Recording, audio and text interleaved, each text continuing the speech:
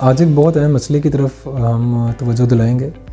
एक बहुत common factor है जो कि हॉस्पिटल में जब हम सर्जरीज़ करते हैं तो फॉलोअप के ऊपर जब मरीज़ घर चले जाते हैं तो जब फॉलोअप के ऊपर आते हैं तो बहुत सी पेचीदगियों का शिकार हो चुके होते हैं। तो पोस्ट ऑपरेटिव जो पेचीदगियाँ हैं, कॉम्प्लिकेशंस हैं, उनके ऊपर आज हम बात करेंगे। जब मरीज़ सर्जरी के बाद घर चला जाता है उसको क्या क्या एहतियातें, क्या क्या तदाबीर अपनानी चाहिए ताकि इन्फेक्शन का रेट, ज़ख्म के ख़राब होने का रेट या जिस हिस्से का, जिस जगह का ऑपरेशन किया उसके अंदर कॉम्प्लिकेशन का रेट कम से कम किया जा सके।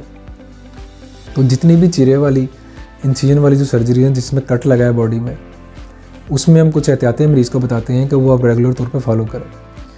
उसमें हम ये कहते हैं कि जैसे ही आपको घर भेजा गया तो अपनी दर्द की जो अद्वियात हैं वो रेगुलर लें, क्योंकि दर्द जब कम होगा तो बाकी आपकी बॉडी रिलैक्स होगी और एक्टिविटी परफॉर्म करने में आपको ज़्यादा आसानी होगी।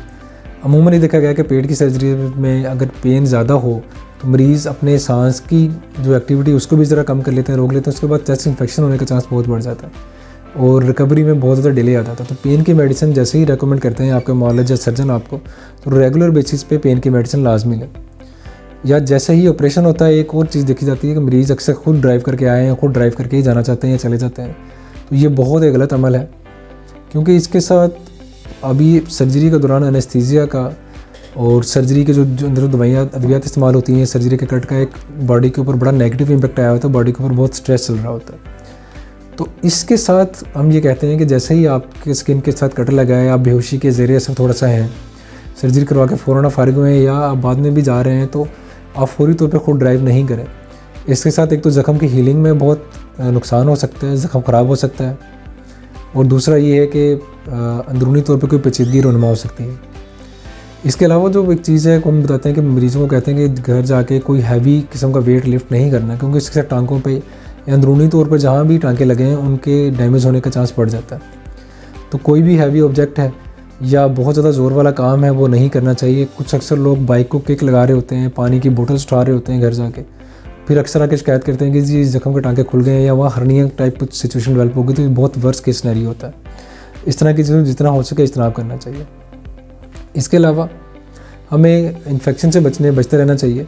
उसके लिए ज़ख्म की रेगुलर बेसिस पे पट्टी अगर आपको एडवाइस की गई है तो रेगुलर पट्टी करें, ज़ख्म का डेली मुआयना करें। उसमें कोई पिलाहट, कोई रेशा, कोई गाढ़ा पीप टाइप का मटीरियल तो फौरी तौर पे अपने मालिश से मिले, या अगर आपको बताया गया है पहले उसके बारे में तो उसको साफ़ करें। पायोडीन का या नॉर्मल सलाइन का जो पानी में बताया जाता है पट्टी में, साफ़ तरीके के साथ ग्लव्स पहन के उसको अगर अमल में लाया जाए, इन्फेक्शन का चांस कम से कम हो सकता है। इसके अलावा बहुत सारे मरीज़ों को जब हफ्ते बाद टांका खुलवाने के लिए इस तरह बुलाया जाता है तो घर जाके वो नहाते ही नहीं हैं।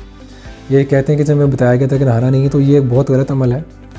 कुछ सर्जरीज ऐसी हैं जिसमें जब कोई अगर कैविटी वगैरह ओपन नहीं हुई, ऐसी वैसी कोई चीज़ नहीं हुई, तो बहुत कॉमन सर्जरीज के अंदर जब स्टिच लग गए हैं, आपको बताया गया कि 5 दिन के बाद, 3 दिन के बाद या 7 दिन के बाद जब टांके खोलें, तो आप रेगुलर बेसिस पे मुआलिज के मशवरे से नहाएं, क्योंकि उसके साथ जब नहीं नहाएंगे तो बॉडी में जरासीम की एक्यूमुलेशन ज़्यादा होती रहेगी। तो जो सर्जिकल साइट है उसके अंदर इन्फेक्शन होने का और बहुत वर्स इन्फेक्शन होने का चांस बहुत ज़्यादा रहता है। तो नहाने का अमल नेचुरली भी बहुत अच्छा है, हमारे दीन में भी इसकी बहुत ज़्यादा जो कि बताया गया है इसके बारे में।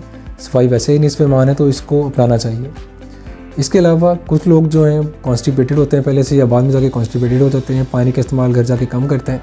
जिस कदर हो सके कॉन्स्टिपेशन को ट्रीट करना चाहिए, कॉन्स्टिपेशन नहीं होने देनी चाहिए। इस गोल का छिलका इस्तेमाल करना चाहिए, पानी का इस्तेमाल ज़रा ज़्यादा करना चाहिए, क्योंकि कॉन्स्टिपेशन के साथ जब मरीज़ स्टूल पास करने जाएगा तो पेट का जब ज़्यादा जोर लगेगा तो पेट की सर्जरीज के टांके या पेट के अंदरूनी जो पट्टे हैं उनको अफेक्ट होने का चांस बहुत बढ़ जाता है।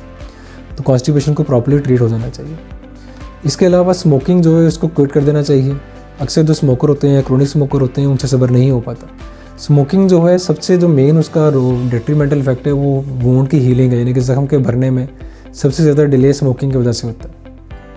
तो अगर ज़ख्म को प्रॉपर तरीके से भरने देना है, क्योंकि उसके अंदर जो ऑक्सीजनेशन को ख़राब करने वाली प्रॉपर्टीज़ होती हैं, तो स्मोकिंग से जिस कदर हो सके बचा जाए।